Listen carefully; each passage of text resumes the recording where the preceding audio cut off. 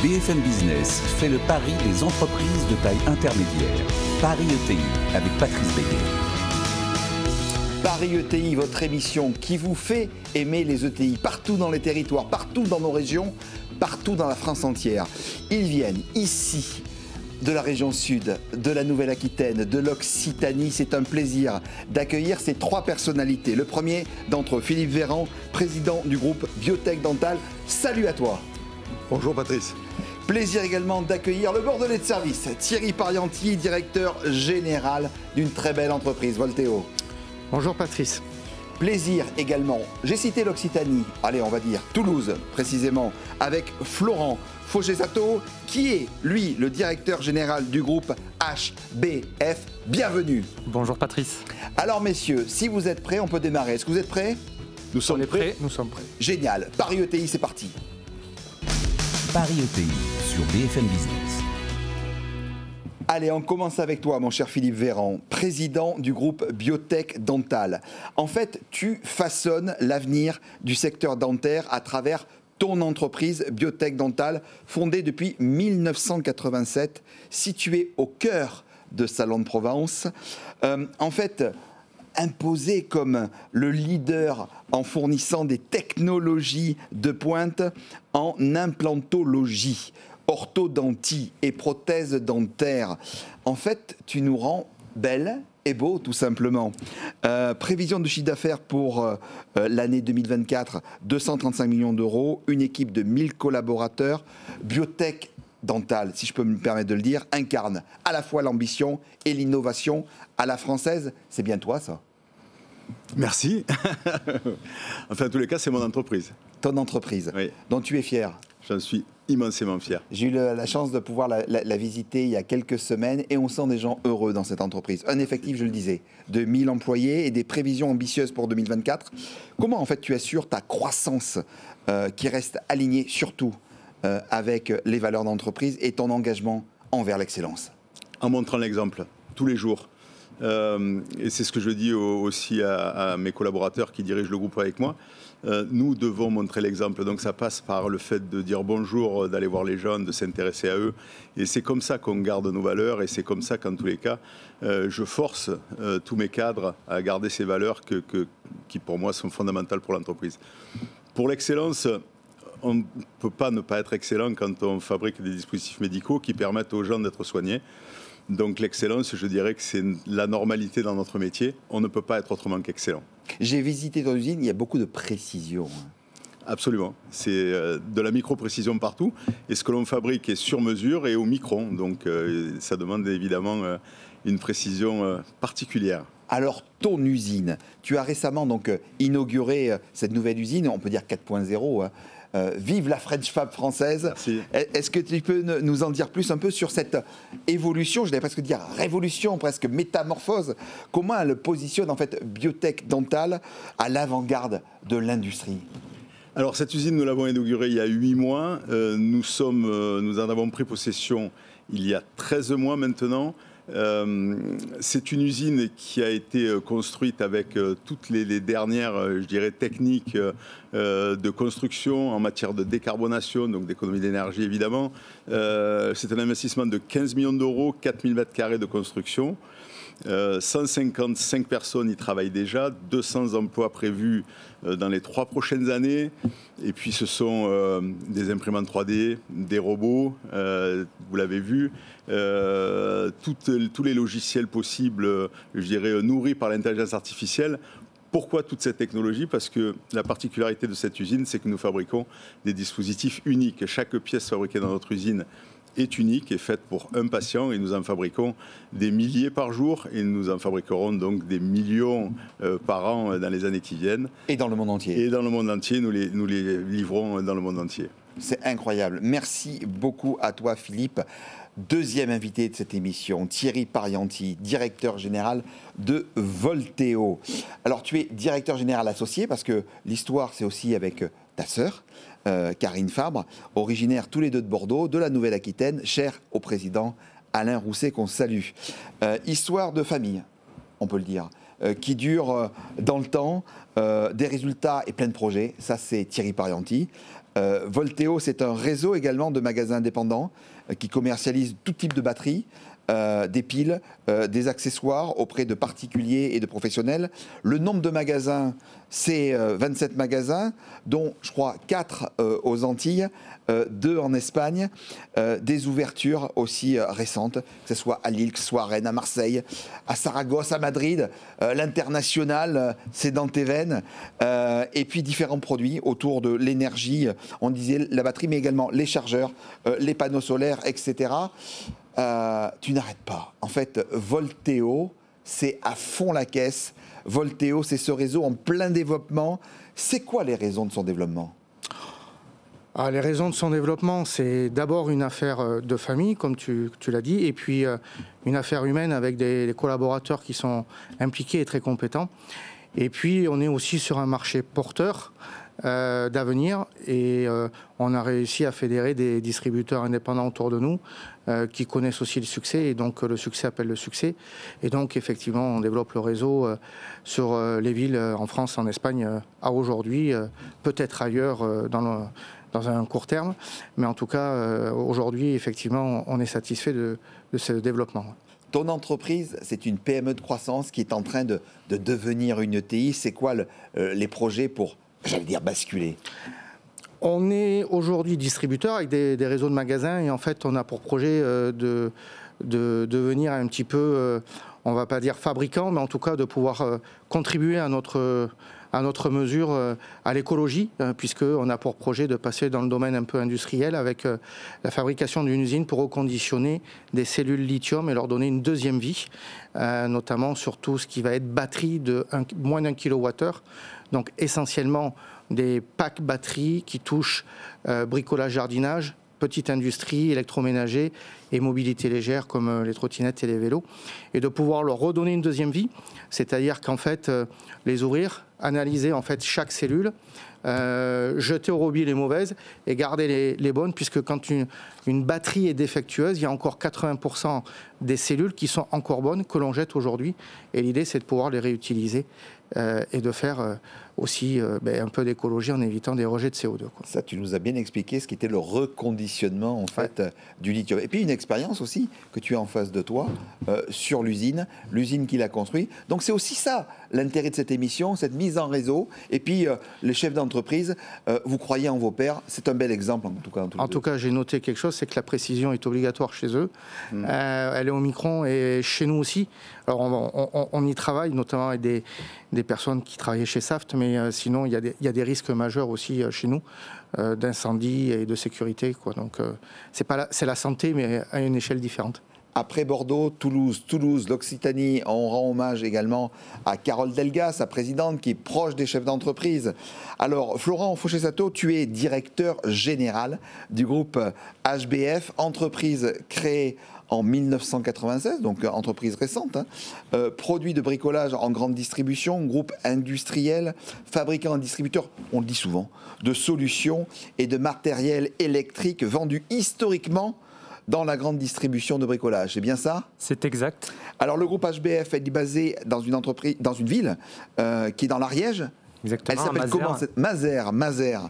On aime bien dans cette émission faire découvrir aussi des petits villages qui ont de belles entreprises. Donc je pense que tu es le premier pourvoyeur d'emploi dans cette petite ville. Il y a de belles entreprises du côté de Mazères, mais on fait partie des piliers. Chiffre d'affaires 100 millions, tout pile. 100 millions d'euros, 300 salariés. Première question, si tu le permets, mon cher Florent. En 2021, vous avez relocalisé une partie de votre production, et ça c'est très important de le souligner, en Ariège. Comment vous avez fait ?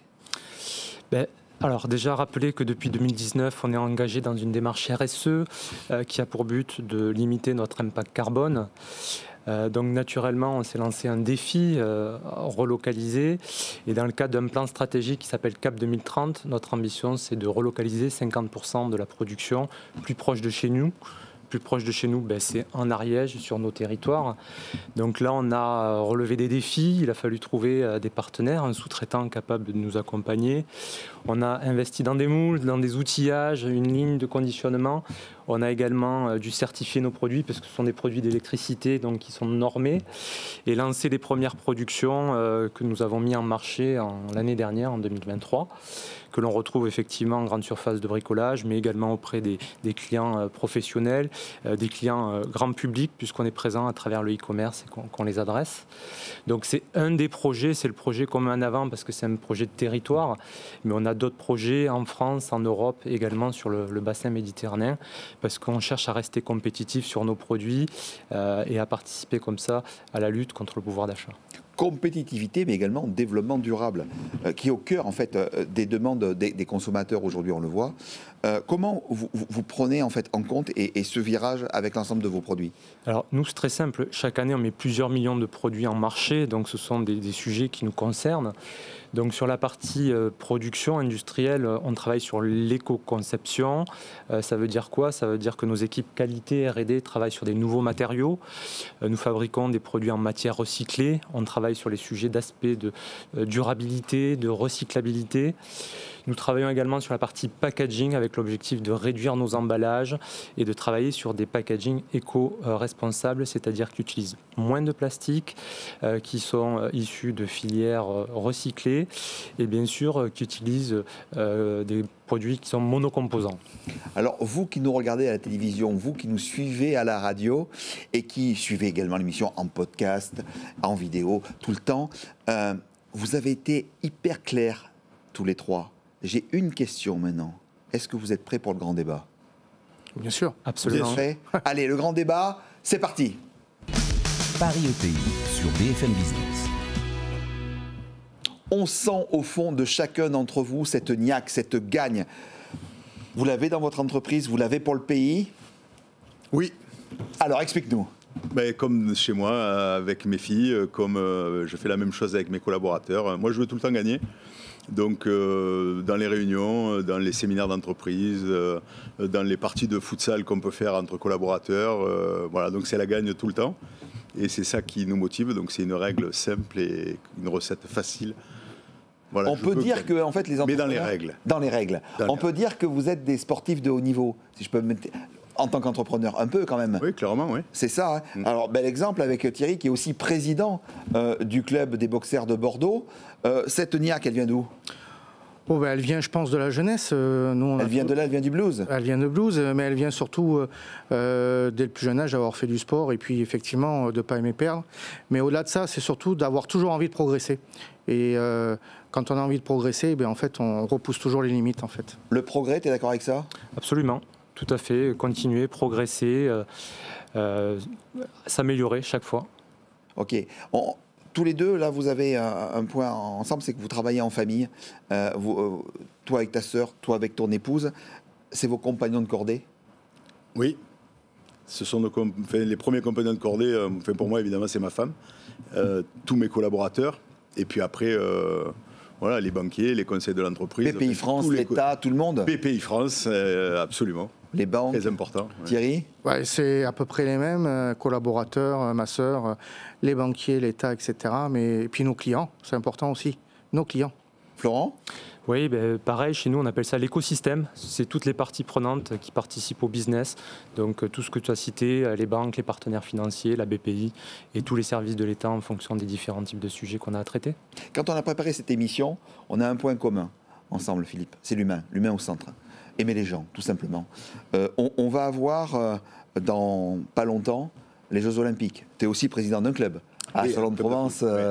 Au niveau du football. Oui, un des plus anciens présidents de club de la Ligue Méditerranée. Oui. Ah, génial. Presque 18 ans. On parle de cette région Grand Sud aussi, du Sud, cher à Renaud Muselier. Les Jeux Olympiques, il vient d'y avoir beaucoup dans la région Sud.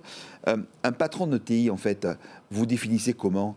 Un sprinter, un marathonien, un décathlonien je dirais le tout, sans être très original. Mais moi, s'il y a un sport que je retiens, c'est le mien et celui que j'ai pratiqué longtemps et que je continue à pratiquer différemment, bien sûr, c'est l'haltérophilie. Parce que pour moi, soulever des montagnes, c'est ça le patron d'une entreprise. Et aujourd'hui, gravir les échelons d'une TPE, d'une PME, d'une ETI, et puis un jour, why not, une grande entreprise. Mais il faut pas de limite. Voilà. Laurent, tu te qualifies comment? Marathonien, sans hésiter. Explique. C'est une longue course, hein. Il faut de la préparation, il faut une équipe, il faut un projet. Et puis après, c'est parfois des échecs, des réussites et surtout s'entraîner tous les jours pour y arriver. Et toi, le profil de Thierry Parmentier en tant que dirigeant? Je dirais qu'il faut les deux. Alors généralement, je suis plutôt pushing si on regarde en interne, donc plutôt, on va dire, sprinter. Mais si on n'est pas marathonien pour tenir dans la durée, ça ne tient pas. Donc je dirais un peu les deux. Effectivement, c'est important de pouvoir durer et aussi, par moment, de pouvoir un peu impulser tout ce qu'on peut faire au niveau de l'entreprise. Beaucoup de choses sont faites en France pour les startups qui démarrent, pour les grands groupes. Au milieu, vous êtes là. Vous êtes les PME de croissance, vous êtes les ETI, vous recrutez. Vous allez à l'international, vous innovez en permanence. Pourquoi vous êtes aussi fiers aujourd'hui, tous les trois, d'être patron d'ETI? Moi, quand j'ai créé mon entreprise, donc, je suis parti de rien. Et aujourd'hui, quand je vois le parcours que j'ai pu faire, et si j'avais pu imaginer en démarrant qu'un jour, j'aurais un groupe qui frise les 300 millions d'euros de chiffre d'affaires avec plus de 2000 collaborateurs, sincèrement, j'aurais pas cru. Donc, oui, parce que tout à l'heure, j'ai dit 1000 collaborateurs, mais tu as une autre partie également. Oui. Parle-nous-en. Non, mais j'ai plusieurs entreprises. Voilà. Donc, Biotech, évidemment, est la plus importante. Mais après, j'ai une centaine d'entreprises différentes dans mon groupe. Incroyable. Voilà, dans tout secteur d'activité. Donc, cette fierté d'être patron d'ETI, ton côté? Fier, parce qu'une ETI, c'est une histoire de femmes et d'hommes. Donc, c'est les équipes avec qui on travaille au quotidien. On est fier d'être avec eux, on est fier de les représenter aujourd'hui. On est fier, effectivement, du chemin parcouru. On vient de loin. Et on a encore beaucoup de projets et de beaux projets à venir. Fier des équipes, vous avez raison de le dire. Moi, je suis très fier des miennes. Ici, qui prépare cette émission, qui l'a préparée avec vous, que ce soit Camille, que ce soit Luna, que ce soit Alban, la réalisation, Florian, Marianne et Sarah. Toi, de ton côté, Thierry, le côté humain, c'est quelque chose d'important. Et le côté patron de PME de croissance qui est en train de basculer aux ETI. Le club des ETI t'a fait la demande de devenir ETI. Oui, c'est vrai. Après, je les ai un peu freinés. Donc là, j'ai pris mon côté marathonien. J'ai dit non, faisons d'abord notre usine, développons notre concept tranquillement. Et une fois que c'est fait, effectivement, on pourra, je dirais, basculer du côté des ETI. Quoi. En quoi, d'ailleurs, les ETI sont les moteurs de la croissance en France, Thierry? Parce que je pense qu'elles sont diffuses sur le territoire. On le voit aujourd'hui avec Mazères qui est du côté de l'Ariège. Nous, on va ouvrir une usine à Bazas qui est, je dirais, entre Toulouse et Bordeaux, au milieu de la campagne. Je pense que Philippe, il a des entreprises aussi un peu dans la campagne. Donc on est au milieu des territoires et en fait, on contribue, je dirais, à l'ancrage local, à la vitalité, je dirais, des campagnes. Et à cet attachement que l'on a au territoire et à la France et aux hommes, je pense que c'est ce qui nous caractérise, c'est qu'on part de rien et on développe, et c'est ça qui nous pousse, quoi. Florent, je te vois acquiescer. Oui, je suis d'accord. Je compléterai en disant que généralement les ETI sont agiles. En tout cas, c'est une des valeurs que nous cultivons chez nous. Et l'agilité, c'est la résilience, c'est la capacité à se développer, effectivement, sur des nouveaux marchés, d'aller à l'international et faire de la croissance. Croissance, moteur de croissance, ça te parle, Philippe Véran, ça? Oui, bien sûr. Juste un mot sur les ETI. On a l'habitude de dire que quand l'économie va bien, les ETI vont mieux. Et quand l'économie va mal, les ETI vont moins mal. Donc simplement parce que notre variable d'ajustement, c'est pas nos actionnaires, c'est pas la course au profit, c'est avant tout de conserver nos salariés. Conserver les salariés et attirer les talents également, si je peux me permettre. Alors aujourd'hui, qu'est-ce que vous dites aujourd'hui à des talents? Vous savez, ils hésitent entre des grandes marques, de grands groupes et venir chez vous, Philippe. Tu as envie de leur dire quoi aux talents pour venir dans ton entreprise? C'est quelque chose qui est en train de changer. Je trouve que les jeunes aujourd'hui ne sont plus campés comme nous quand on sortait de grandes écoles et qu'on allait forcément dans les grands groupes pour avoir une carte de visite. Aujourd'hui, c'est franchement plus le cas. Et ils viennent chercher justement cette identité peut-être de l'entrepreneur dans l'entreprise, ces valeurs qui sont partagées, le bien-être la bienveillance. Donc je pense qu'on a une vraie carte à jouer les ETI et sincèrement, pour le recrutement, c'est pas si compliqué que ça, enfin, en tous les cas pour nous, sur la pertinence des talents. Thierry, les atouts des ETI pour les attirer? Les atouts, c'est l'agilité, c'est le recrutement. Nous aussi, on est effectivement la Décider RSE. vite aussi, décider vite. Décider vite. Le matin, on croise le patron, et puis le patron, il décide, il peut bouger les lignes, il félicite. Tout ça sont des éléments moteurs et les jeunes, ils en sont sensibles aujourd'hui. Oui. Le patron Florent, il fonctionne comme ça? Ouais, il est très proche de ses équipes, la porte est toujours ouverte. Et après, on travaille sur notre communication parce qu'il faut toujours l'améliorer, la marque employeur, effectivement, pour véhiculer les valeurs. Alors, qu'est-ce que tu fais concrètement sur la marque employeur? Sur la marque employeur, on communique, on travaille sur différents aspects, c'est très large. Par exemple, on a développé une formation interne qui s'appelle la HBF Academy. C'est un programme de formation pour faire monter en compétences les talents, pour les aider à se développer face à un marché qui bouge. Donc ça, c'est un exemple de formation interne. Puis on a plein d'exemples, il me faudrait plusieurs minutes pour en parler. J'ai une question. Il y a souvent ce qui s'appelle le doute du chef d'entreprise, la solitude du chef d'entreprise. Et en même temps, on a ces femmes et ces hommes qui travaillent dans des grands groupes et qui se disent à un moment, pourquoi pas moi? Pourquoi pas moi entreprendre? Vous auriez envie de leur dire quoi pour qu'ils passent le pas en étant salariés et qu'ils deviennent entrepreneurs? Thierry Parianti. Ouf. C'est un comportement au quotidien, c'est une ADN. Il faut aimer le risque. Il faut déjà croire en soi, aimer la liberté, parce que je pense que la première richesse, c'est la liberté. Et puis, je dirais croire en soi, parce qu'effectivement, quand on monte une entreprise, on entend plus souvent ça va être dur, ça va être difficile.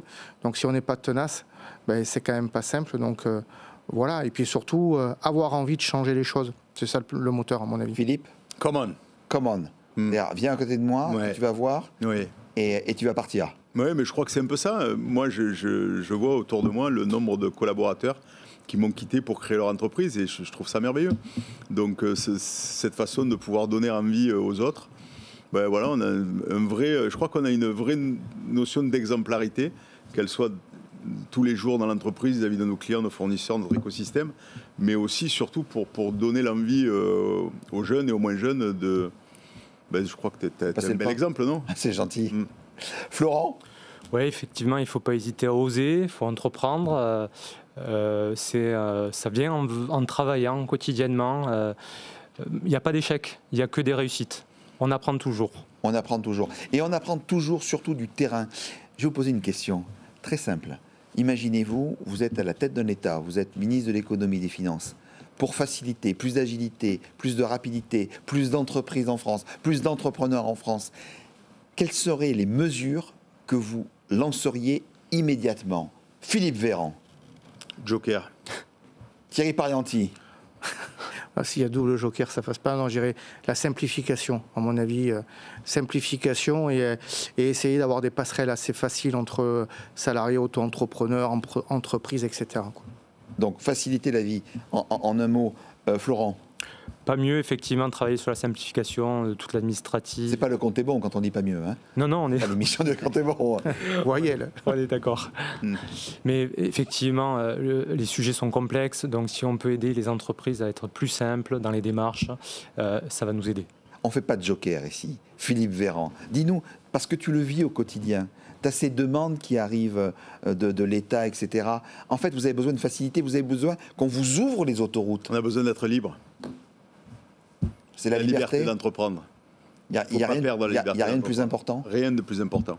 Ok. La première des libertés, c'est la liberté d'entreprendre. Enfin, évidemment pour un entrepreneur, mais celle-ci est fondamentale. La liberté d'entreprendre? Je suis 100% en phase. La plus grande richesse de l'entreprise, après les hommes, c'est la liberté. Je suis tout à fait d'accord. C'est un débat qui converge vers... philosophique et qui converge. Donc, plus de PME de croissance, plus de TI, plus de start-up. Mais en fait, vous êtes en train de décrire la France, tout simplement. La France qu'on aime, la France qu'on vit. Justement, cette France, si vous aviez un mot, votre France idéale, un mot qui représente cette France idéale, un seul mot, Florent. ETI. ETI. Oh, ça c'est bien dit. Thierry. Un seul mot, je dirais ambition. Ambition. Philippe Véran. Fierté. fierté d'être français, fierté de nos territoires. Vous l'avez montré, vous qui venez de la région sud, vous qui venez de la région Nouvelle-Aquitaine, vous qui venez de l'Occitanie. Mille merci Philippe Véran, président du groupe Biotech Dental, d'avoir été avec nous. Merci à Thierry Parianti, directeur général de cette belle entreprise qu'est Volteo. Merci à toi, mon cher Florent, directeur général tout jeune du groupe HBF, mais avec beaucoup de talent, beaucoup d'envie. Vous l'avez montré, vous l'avez démontré. C'est ça Paris ETI. Vous donnez envie, vous qui nous regardez, vous qui nous écoutez, de vivre dans ces ETI qui font la fierté de notre pays, la France qu'on aime. Salut, à bientôt, ciao. Paris ETI sur BFM Business.